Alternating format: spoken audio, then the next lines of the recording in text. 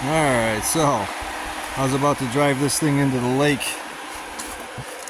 Oh my god, so I ran the wire harness out back here for the fuel pump, made a ground back here, and all of a sudden I lost all power, like everything. The dash, I mean the horn worked, the headlights worked, the radio worked, the blower motor worked, all that crap worked, but the ECM wasn't lit up.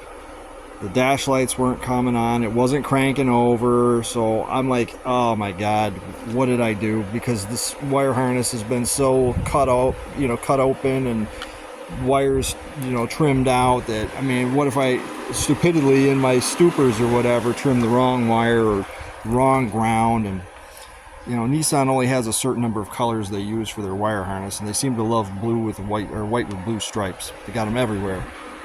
And grounds could be black with white stripes or black. The ECM has 100 grounds going to it. I mean, I'm sitting here going, oh boy, I have no idea what I did.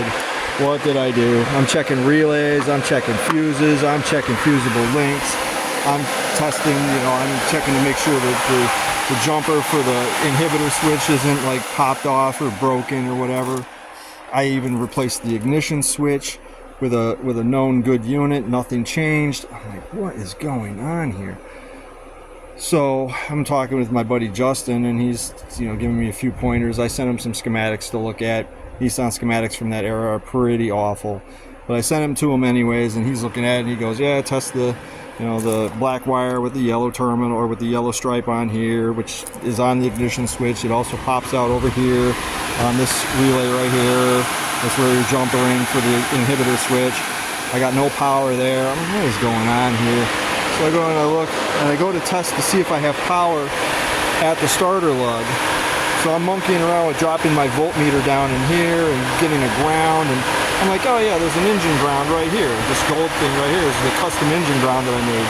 That usually used to go to the body, but I cut it. So now it goes down to the frame, so it actually goes from the engine block to the frame, down there where the engine mount is. So I decided to ground there. All of a sudden I hear these relays light up. I'm like, what's going on here? Oh, and then of course, when I replaced the power steering pump on this thing, I forgot to tighten that ground, this gold ground right here where my finger is, that's painted gold. I didn't tighten that down. That's all it took. That's all it took to completely brick this truck, was that one ground.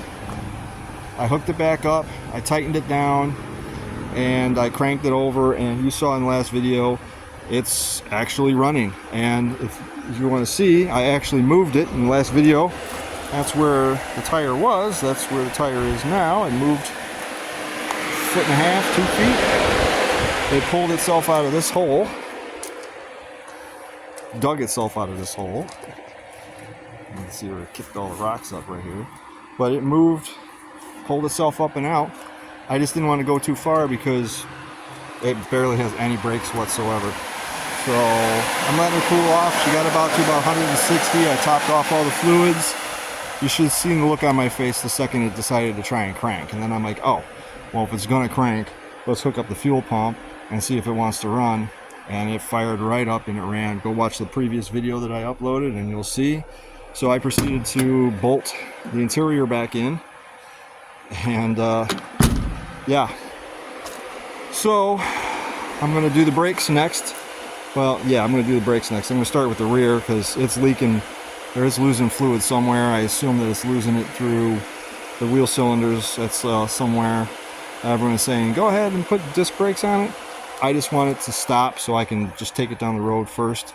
We'll modify any axles and suspension stuff we'll do in the next year or two after I'm done kind of enjoying it in this configuration. So I have rotors, pads, I have wheel cylinders for the rear.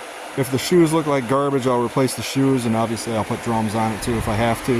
If everything's cleanable, I'll run it for right now just to get it down the road, see what it does, because sitting here idling in the driveway is not a true test. Getting it moving and getting it under load, going up a couple hills, decelerating, getting it to go through a full drive cycle, that will be the true test on how this thing turns out. And then I'll know if I have to change anything else or whatever. But nothing's without its grief. Here, let me shut this fan off so you can actually hear me. nothing's without its grief. So I cover this engine with a piece of clear plastic. It looks like a garbage bag, but it's really a seat cover. I cover the engine to keep the dust bunnies out. It does an okay job or whatever. But stupid me had it sitting right here, had the plastic sitting right here. And I went to crank it over, and then crank. I'm like, yeah, it's cranking. It sucked the plastic right into the crankshaft pulley and just wrapped it around. So I had to take this belt off to pull the plastic off. And I'm like, oh man, it's like every step of the way. Every step of the way. I'm going to be such an expert on this thing when I'm done, because every stupid thing that can possibly happen has happened, and it's not done happening. That's the worst part, is that we're going to end up having trouble with the brakes. We're going to end up having trouble with other things, and that's the nature of this thing. It doesn't like existing. But the good news is that this did burp a little bit, but now this is not leaking anymore. I sat here and revved it up, and I bled it, turning it hard left, hard right, and it binds up a little bit, but then again, it's on rock and it's got flat tires, so it shouldn't shouldn't steer too easy with that situation. But it didn't bubble over. That's a step in the right direction. So I can declare a couple wins after a major loss. It was a major loss, but we brought it back from the dead. So like, share, and subscribe. I'll see you guys in another video. The next one, there should be a light bar on this thing because I just had a custom one made, and gonna do a little bit of rice on it. Like, share, and subscribe. Leave me a comment down below. See ya.